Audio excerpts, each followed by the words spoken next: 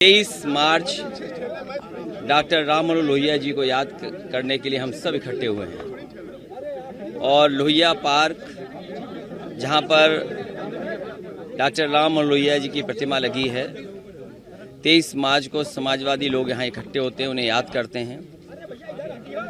जो सिद्धांत, जो रास्ता डॉक्टर राम मनोहर लोहिया ने दिखाया, उसी रास्ते पे लगातार समाजवादी पार्टी चल रही है।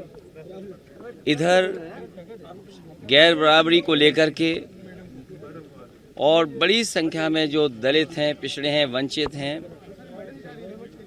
आज़ादी के बाद जिन्हें मुख्य धारा से नहीं जोड़ पाए, उन लोगों की लड़ाई आज भी लड़नी है और उन्हें सम्मान मिले, उनको सम्मान के साथ उन्हें भी स्थान मिले। डॉक्टर राम मनोहर लोहिया ने जो गैर बराबरी की लड़ाई लड़ी, चाहे वह आर्थिक रूप से भी गैर बराबरी बढ़ी है, सामाजिक असमानता भी बढ़ी है, और आज के दिन हम सभी समाजवादी इस बात का संकल्प लेते हैं कि आने वाले समय में डॉक्टर राम मनोहर लोहिया का रास्ता दिखाए हुए पे चलने का काम करेंगे। जो महंगाई का सवाल है, लगातार महंगाई बढ़ती जा रही है और सरकार इस बात को कहती है कि पेट्रोल डीजल पे उसका नियंत्रण नहीं है, लेकिन सरकार की गलत नीतियों की वजह से डीजल पेट्रोल लगातार महंगा हो रहा है। और अगर आप आकलन करेंगे, डीजल पेट्रोल की जो कंपनियां हैं, आखिरकार वो मुनाफा क्यों कमा रही हैं, और इतने बड़े पैमाने पे जो मुनाफा कमाया जा रहा है, आखिरकार ये मुनाफा जा कहाँ रहा है? अगर ये मुनाफा गरीबों के लिए इस्तेमाल हो रहा है तो अच्छी बात है, किसानों की खुशहाली के लिए इस्तेमाल हो रहा है तो अच्छी बात है, लेकिन लगता ये है कि जो डीजल पेट्रोल और गैस की कीमत बढ़ने से जो मुनाफा हो रहा है, वो बड़े बड़े उद्योगपति, बड़े बड़े कारोबारी, उनको लाभ पहुंचाने के लिए सरकार ये फैसला ले रही है। और ये पहले से पता था, जनता के बीच में ये बात रखी थी कि जैसे ही चुनाव खत्म होगा, ये सरकार महंगाई बढ़ाएगी और महंगाई लगातार इस सरकार में बढ़ेगी।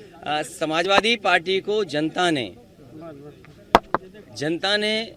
जो जनादेश दिया है, वो संघर्ष का जनादेश दिया है। समाजवादी पार्टी को जनता का संघर्ष का जनादेश मिला है। और जहाँ तक सवाल आयोजन का है, खुशी ज़रूरी है, खुशी मनाएं भी, लेकिन ये कंटिन्यूटी की सरकार है, ये सरकार लगातार चल रही है। और जो सरकार 5 साल में कोई ऐसा स्थान न बना पाई हो जो उन्हें प्रेरणा दे सके, कम से कम समाजवादियों का काम उन्हें प्रेरणा देगा कि आने वाले समय में ऐसा काम करें। चुनाव परिणाम में देखने को मिला था कि भारतीय जनता पार्टी गुंडागर्दी, भारतीय जनता पार्टी गुंडों का सहारा लेकर के लोकतंत्र को खत्म करने में लगी है। और ये पहला उदाहरण नहीं है।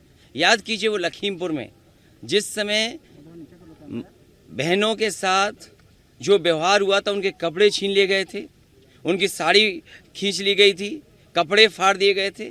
और इसी तरह जो कल हुआ है एटा में, भारतीय जनता पार्टी लोकतंत्र में अपना बहुमत सिद्ध करने के लिए गुंडई पर उतर आई है। और आखिरकार डीएमएसपी क्या कर रहे थे, उतनी खड़ी हुई पुलिस क्या कर रही थी? ये पूरी की पूरी सरकार की साजिश थी। डीएमएसपी पूरे मिले हुए थे। अगर डीएमएसपी नहीं मिले होते तो शायद ये ऐसा नहीं होता। सर, मायावती जी का पूरा वोट परसेंट, लेकिन कल वो ट्वीट करके कह रही है कि सपाही मिली हुई है। नेताजी की भी उदाहरण वो दे रही थी। समाजवादी पार्टी डॉक्टर राम मनोहर लोहिया के सिद्धांत पर आगे बढ़ने जा रही है। जो सिद्धांत उन्होंने दिया, आज भी असमानता बड़े पैमाने पे बढ़ी है, गैर बराबरी बढ़ी है। आर्थिक रूप से देखिए आप, कुछ लोग तो कितने आगे बढ़ते जा रहे हैं, वहीं आप गरीब को देखो, उसे अनाज पर जीवन यापन करना पड़ रहा है। और यूथ कितना निराश हुआ है। जब तक अर्थव्यवस्था नहीं बदलेगी, तब तक यूथ को नौकरी नहीं मिलने वाली। वही यूथ जो पिछले 3 साल 4 साल से इंतजार कर रहा था कि उसे नौकरी और रोजगार मिलेगा, सरकार के सामने चुनौती भी है कि आखिर सरकार इतनी नौकरी रोजगार कैसे देगी। और मुझे नहीं लगता है ये सरकार यूथ के भविष्य को बेहतर कर पाएगी। आपने करहल का डिसीजन लिया है। समाजवादी पार्टी को संघर्ष का जनादेश मिला है और सदन में रहने का मौका मिला है। सदन से लेकर के सड़क तक समाजवादी पार्टी अपने कार्यक्रमों सिद्धांतों को लेकर के आगे बढ़ेगी। सर, आप जिन जगहों से चुनाव लड़े हैं, अगर आपने सीट छोड़ी है, पारिवारिक संबंध रखे, हमेशा परिवार के लोग वहां पर जाके लड़े हैं, तो क्या आजमगढ़ छोड़ रहे हैं? आपकी पत्नी ये आजमगढ़ के लोगों से मेरी बातचीत हुई थी, वहाँ के कार्यकर्ता और नेताओं से बात हुई है।